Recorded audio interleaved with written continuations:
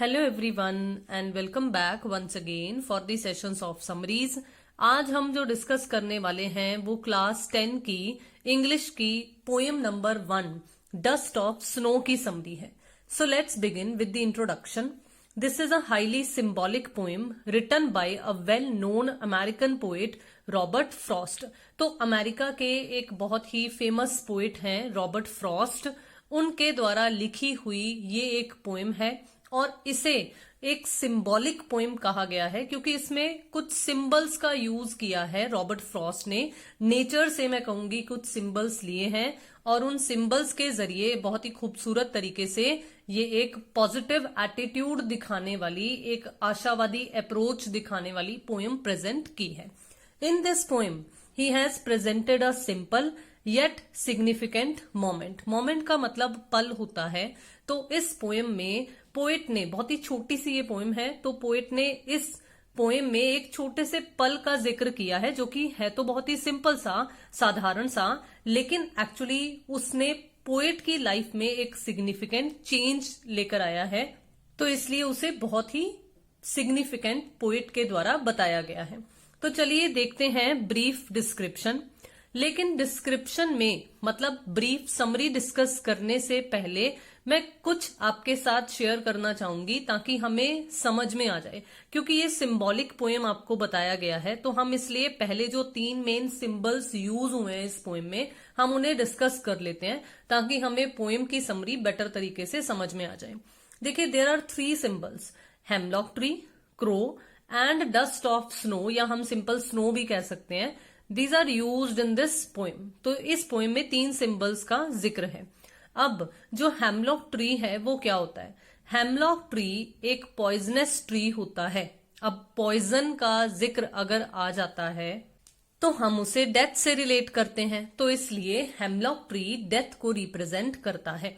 जो क्रो है, क्रो को भी इन ऑस्पिशियसनेस, मतलब अपशगुन या दुर्भाग्य का प्रतीक ही क्रो को माना जाता है। बिल्कुल इसी तरीके से जो स्नो होती है उसे भी डेथ का ही रिप्रेजेंटेटिव माना जाता है। तो इन शॉर्ट कि ये तीनों की तीनों चीजें जो कि पोएट ने अपनी पोएम में यूज की हैं, ये तीनों ही नेगेटिव अप्रोचेस को या नेगेटिव चीजों को दर्शा रही हैं। But all these natural things, क्योंकि ये सारी की सारी नेचर में अवेलेबल है ना, तो इसलिए all these natural things have been used by the poet in an ironical manner. तो जब कोई चीज पैराडॉक्स की फॉर्म में, आयरनी की फॉर्म में यूज की जाती है, एक विरोध की फॉर्म में यूज की जाती है, एक्चुअली तीनों चीजें जो हैं वो नेगेटिविटी को रिप्रेजेंट कर रही हैं, लेकिन पोएम में पोएट ने इन्हें इस तरीके से यूज किया है या आपको प्रेजेंट किया है कि ये तीनों की तीनों नेचुरल चीजें हमें पॉजिटिविटी की तरफ जाने को कह रही हैं। जैसे मैं अगर यहीं पर आपके साथ डिस्कस करूं तो देखो, हेमलॉक ट्री चाहे पॉइजनस ट्री है लेकिन ट्री तो एक ट्री है, मतलब ग्रीनरी रिप्रेजेंट कर रहा है। जैसे हमें ट्रीज ऑक्सीजन देते हैं तो वो ऑक्सीजन सप्लाई कर रहा है, तो एक पॉजिटिव कंसेप्ट भी तो उसमें है ना। बिल्कुल इसी तरीके से क्रो जो है उसे चाहे सिंबल ऑफ इनऑस्पिशियसनेस हमें कहा गया है कि दुर्भाग्य का प्रतीक है, लेकिन फिर भी क्रो जो है वो भी तो अपने काम में बिजी रहता ही है, मतलब दाना तो वो भी अपना चुगता है, पेट तो वो भी अपना भरता है, तो दैट मीन्स वो भी तो अपने काम में लगा रहता है। बिल्कुल इसी तरीके से स्नो, जहां पर बहुत ज्यादा बर्फबारी होती हो, वहां पर हमें पता है कि आम जनजीवन जो है वो बहुत ही अस्त व्यस्त हो जाता है, तो इसलिए स्नो को डेथ सिंबल चाहे कहा गया है। लेकिन अगर कुछ लोग गर्मी के इलाके में रहते हों, वो तो यही उम्मीद करते हैं ना कि काश हमें भी ठंडे इलाके में जाने का मौका मिल जाए, हम स्नोफॉल देखें, हम एंजॉय करें, हम स्नो बॉल्स बनाकर खेलें। तो उन लोगों के लिए जो स्नो का कोल्ड या वो सॉफ्ट सा जो टच है वो काफी ज्यादा पॉजिटिव रहता है। तो इसलिए अगर ये तीनों चीजें नेगेटिविटी का प्रतीक भी हैं, तब भी पोएट ने इन्हें एक पॉजिटिव मैनर में यूज किया है। चलो अब देखते हैं कि हमारे पास इस पोएम की समरी में क्या बताते हैं। The poem suggests that it is a wintry season। तो स्टार्टिंग में ही हमें जिक्र आ जाता है, मतलब जैसे जैसे पोएम आगे बढ़ती है हमें पता चल जाता है कि विंटर सीजन का जिक्र है, क्योंकि तभी तो पेड़ पर बर्फ है।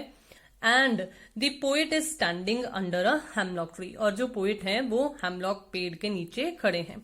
He is in a very sad mood, तो वो बहुत ही उदास हैं। ठीक है, क्यों अनप्लेजेंट मूड क्यों है? हो सकता है कुछ उनके साथ बुरा हो गया हो जिसकी वजह से वो काफी ज्यादा उदास हैं। He thinks that his day has been a waste, तो वो ये सोचते हैं कि मेरा जो दिन है वो बहुत ही व्यर्थ चला गया है, वेस्ट हो गया है। जस्ट देन, लेकिन अचानक उस वक्त सडनली क्या होता है? A crow who is sitting on the tree shakes down some dust of snow on him. तो वो जो क्रो जो कि पेड़ में बैठा था, तो वो कुछ ना कुछ हलचल करता है जिसकी वजह से हेमलॉक पेड़ पर जो स्नो होती है उस स्नो की कुछ डस्ट, मतलब बर्फ की कुछ धूल जो है, डस्ट ऑफ स्नो जो है वो किसके ऊपर आकर गिरती है? जो नीचे पोएट खड़े हैं उनके ऊपर। The fresh and cold touch of snow changes the poet's state of mind. तो पोएट का मूड जो है, स्टेट ऑफ माइंड जो है, मतलब उनका जो भी उनका मूड था, उदास था, वो चेंज हो जाता है। और क्या होता है, वो क्या सोचते हैं? He thinks that it has saved the rest of his day. तो ऐसा सोचते हैं, जब वो डस्ट ऑफ स्नो पोएट के ऊपर आकर गिरती है तो पोएट ये सोचते हैं कि इस मोमेंट ने मेरा बाकी का दिन जो है वेस्ट होने से बचा लिया है। And instead of being idle he should become active. तो कैसे? जैसे क्रो अपना काम करने में लगा हुआ है, जैसे पेड़ का जो काम है, पेड़ का काम है ऑक्सीजन सप्लाई करना, ग्रीनरी रिप्रेजेंट करना, तो पेड़ अपना काम कर रहा है, स्नो अपना काम कर रही है। तो जैसे हम कई बार कहते हैं ना कि स्नो जो है वो एक क्यूरेटिव प्रॉपर्टीज उसमें होती हैं, हीलिंग प्रॉपर्टीज होती हैं, जैसे मोच आ जाती है तो हम क्या कहते होते हैं कि बर्फ से सेक लेना चाहिए। तो बिल्कुल इसी तरीके से जो स्नो है उसने अपनी हीलिंग प्रॉपर्टी शो करते हुए पोएट के स्टेट ऑफ माइंड को हील किया है और उन्हें ये बात का एहसास दिलवाया है कि फ्री नहीं बैठना है, आइडल नहीं बैठना है। जैसे हर कोई अपना अपना काम करने में लगा हुआ है, वैसे मुझे भी एक्टिव हो जाना चाहिए, मुझे भी अपना काम करने में व्यस्त होना चाहिए। तो हम बेसिकली क्या कंक्लूड कर सकते हैं इस पोएम से कि we should always be hopeful, हमें हमेशा आशावादी होना चाहिए, कभी भी नेगेटिव थॉट्स अपने माइंड में नहीं लेकर आने चाहिए। Because there is always an opportunity to change our mood from sad to happy, क्योंकि हमेशा ऐसी अपॉर्चुनिटी सबके पास होती है। मतलब हमें हमारे साथ जो बीत रहा होता है उसमें कोई ना कोई ऐसा पल तराशना होता है जिसकी वजह से हमें अपना मूड सैड से हैप्पी में चेंज करने का मौका हमें मिल जाता है। देखो, जैसे मान लो कि कोई भी इंडिविजुअल है, अगर वो काम से बहुत ही ज्यादा थका हुआ आता है, तो अगर कुछ लॉस हो गया है लाइक बिजनेस में, तो वो बहुत ही उदास है। लेकिन अगर घर में एक छोटा सा बच्चा है, अब वो छोटे से बच्चे की किलकारियां एक बार तो इरिटेट जरूर करती हुई लगेंगी, लेकिन वो छोटे से बच्चे की शरारतें या उसका जो हंसी मजाक है या जो भी वो फन क्रिएट करते हैं, कहीं ना कहीं एक पल के लिए उसकी उन शरारतों को देखकर जो इंडिविजुअल थका हारा आया है, जो इंडिविजुअल अपने बिजनेस के लॉस के बारे में सोच रहा है,